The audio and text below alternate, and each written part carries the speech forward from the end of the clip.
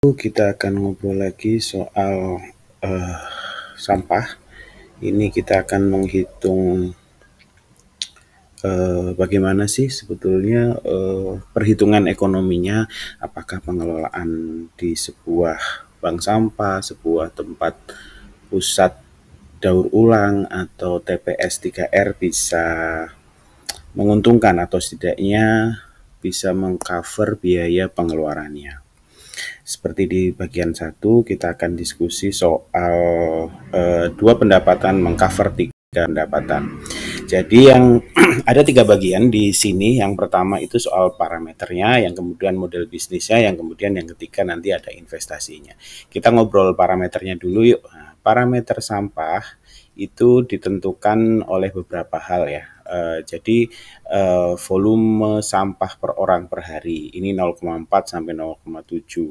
Jadi bisa disesuaikan di tempatnya, terus jumlah orang per kakak, terus kemudian akan menghasilkan berapa sampah per keluarga per hari.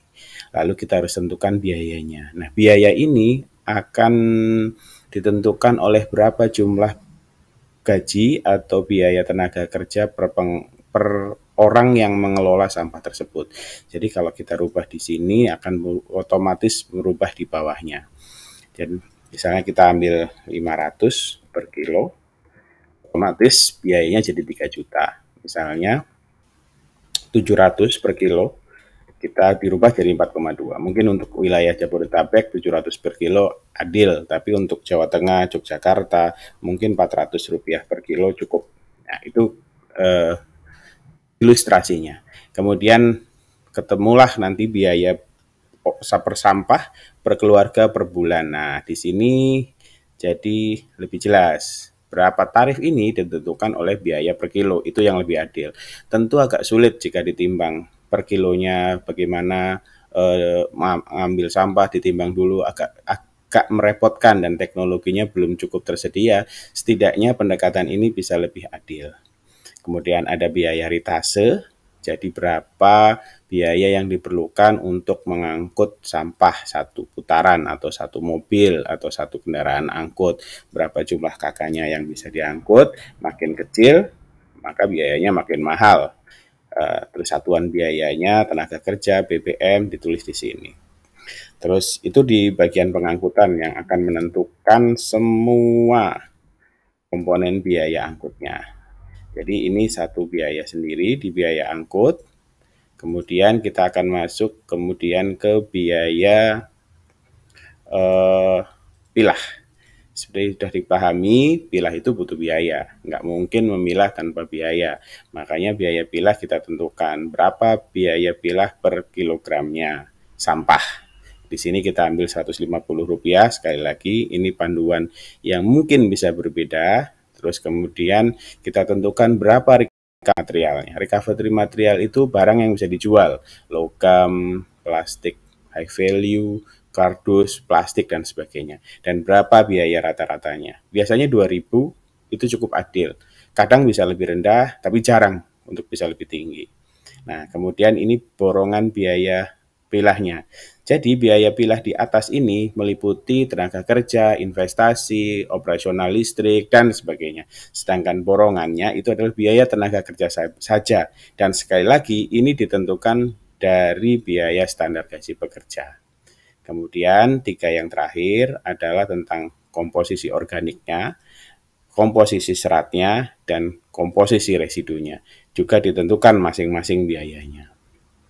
Nah, ingat, biaya angkut dan biaya recovery itu 2 pendapatan yang akan membiayai 3 biaya. Biaya angkutnya juga mengeluarkan biaya, biaya pilahnya juga mengeluarkan biaya, dan biaya penyelesaiannya akan mengeluarkan biaya.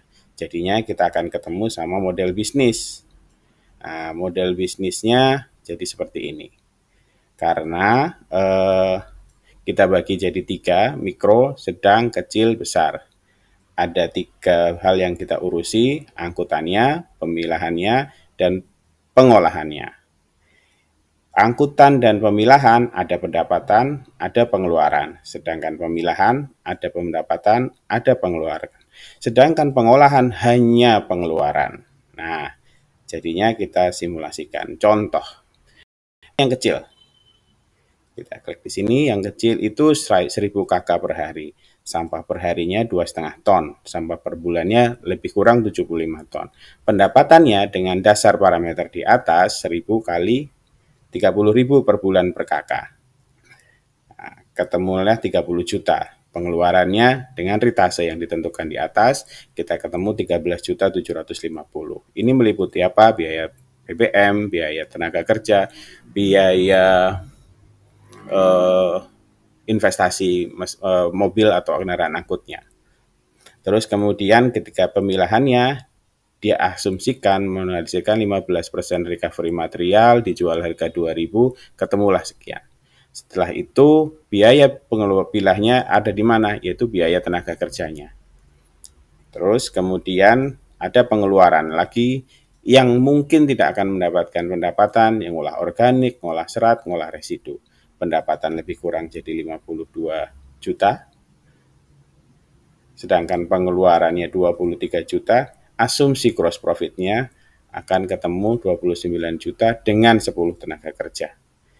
Ini mungkin tidak terlalu akurat, jadi 10 kali 22.400.000 lebih kurang 24 juta di biaya pengeluaran. Tapi ingat, karena ada biaya yang dibebankan secara variabel, misalnya borongan pilah, borongan angkut, tentu ini masih bisa fluktuatif.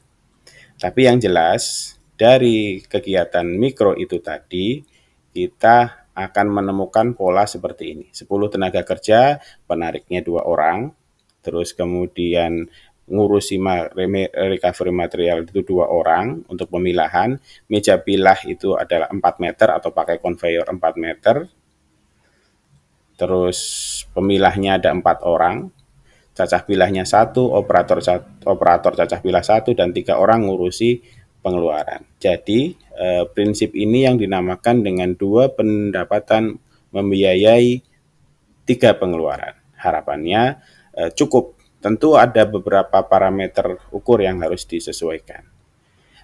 Demikian untuk part 3 kali ini. Terima kasih. Assalamualaikum.